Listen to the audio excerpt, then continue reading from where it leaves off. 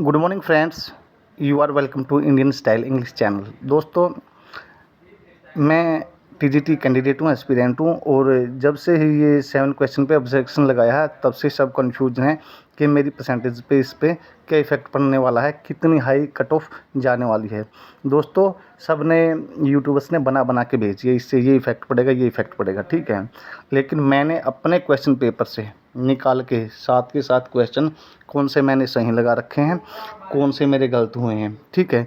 मैंने किसी भी क्वेश्चन पे ऑब्जेक्शन नहीं लगाया था, लेकिन जो आप लोगों ने लगाए हैं, आप लोगों ने जिसने भी जो लगाए हैं 7 क्वेश्चन पे लगाए हैं टोटल, उन 7 क्वेश्चन का मेरी परसेंटेज पर क्या इफ़ेक्ट पड़ने वाला है, मैं ये सब आप लोगों के सामने बिल्कुल क्लियर करने वाला हूँ।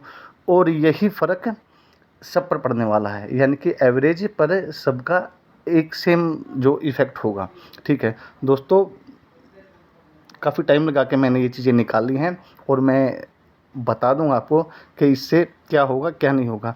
लेकिन मैं आपसे एक रिक्वेस्ट करता हूं कि दोस्तों, अगर मेरी बात से आप सहमत हों, सेटिस्फाई हों, तो मेरे चैनल को सब्सक्राइब ज़रूर कर देना। एक दूसरे को सपोर्ट हम नहीं करेंगे तो कौन करेगा, ठीक है। तो दोस्तों, पहला क्वेश्चन ये है जिस पे ऑब्जेक्शन लगाया है, कॉमन एरर का है। It is the duty of every right thinking citizens to try to make the whole world a happy place to live in. दोस्तों, यहाँ पे इन आएगा, ठीक है, लिव इन आएगा। कि मैं इसको गलत बता रखा था, इस पर ऑब्जेक्शन लगा रखा है। अगर ये ठीक होता है तो इसमें मेरा 1 मार्क्स बढ़ता है। दूसरा क्वेश्चन है, ए पर्सन विदाउट मैनर्स और पुलिस। इस पे मैंने लगाया था रस्टिक, और ये की में सही था, लेकिन अब इस पे ऑब्जेक्शन लगाया कि इसका साथ ये बारबेरियन होने वाला है, ठीक है। तो दोस्त, ये मेरा गलत हो जाएगा, यानी कि फर्स्ट 2 क्वेश्चन में मैं नो प्रॉफिट नो लॉस में हूँ, इससे मुझे कोई फ़र्क पड़ने वाला नहीं है। थर्ड क्वेश्चन है, और मंथली एक्सपेंडिचर्स डैश।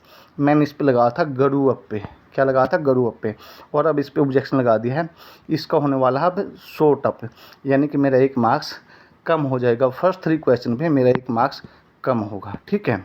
अब नेक्स्ट है हमारा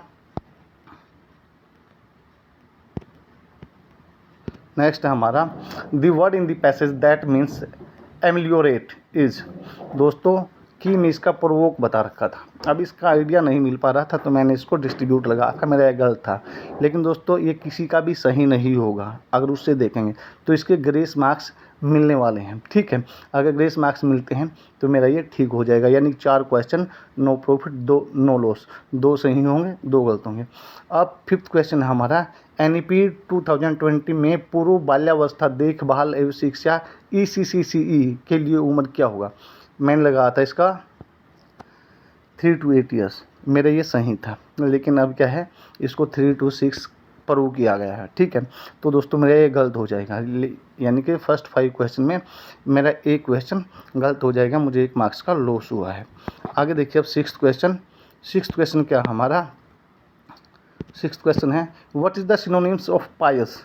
दोस्तों, पायस का क्या होता है, देखो आपने भी पढ़ा होगा, पायस होता है चेस्ट, प्योर, ठीक है, चेस्ट होता है, प्योर होता है। अब भी यहाँ पे दे रखा है रिलीजन की में, ठीक है, और मेरा गलत हो रखा है। अब की में रिलीजन दे रखा है, अब इस पे लगा रखा है कि ये रिलीजन नहीं होना चाहिए, बिल्कुल नहीं होना चाहिए। रिलीजन नाउन है, इसका मतलब होता है धर्म। हम ये हो सकता था रिलीजियस, धार्मिक, और धार्मिक हमारे माइंड में एक इमेज बनी गई है कि धार्मिक क्या है, वो प्योर होता है, उसमें किसी भी चीज़ की क्या है, कोई खामियां नहीं होती। तो इसलिए हमने इसको फेथ पर लगाया था, लेकिन इसको गलत माना गया था। लेकिन अब इसकी या तो ग्रेस मार्क्स मिलेंगे या इसको ठीक माना जाएगा, यानी कि फर्स्ट 6 क्वेश्चन में मेरे 3 सही निकले और 3 गलत निकले, ठीक है।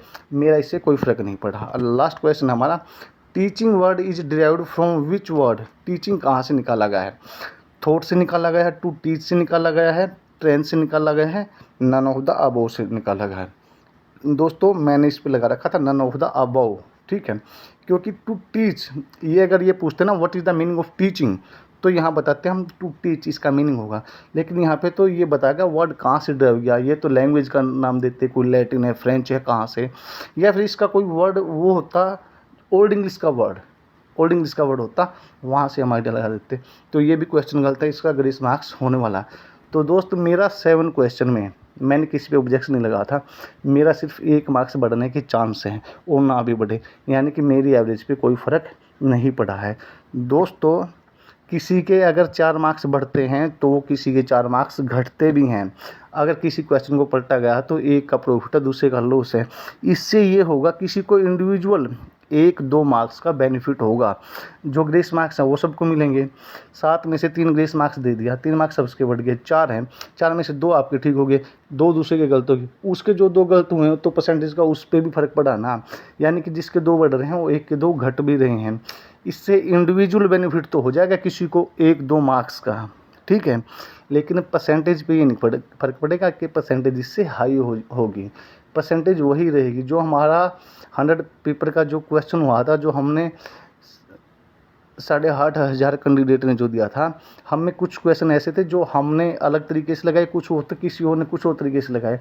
अगर उनके आंसर पढ़ दिए ना तो वो जिसके ठीक थे उसके गलत होंगे, जिसके गलत थे उसके ठीक होंगे, उससे परसेंटेज हाई नहीं जाएगी। जो बताया ना कि 60 के अराउंड हमारी परसेंटेज फाइनल कट ऑफ रहने वाली है, तो वो 60 के अराउंड ही रहने वाली है। तो दोस्तों, ये तो मैंने अपनी तरफ से प्रूव किया है। आशा करता हूँ आप सेटिस्फाई होंगे।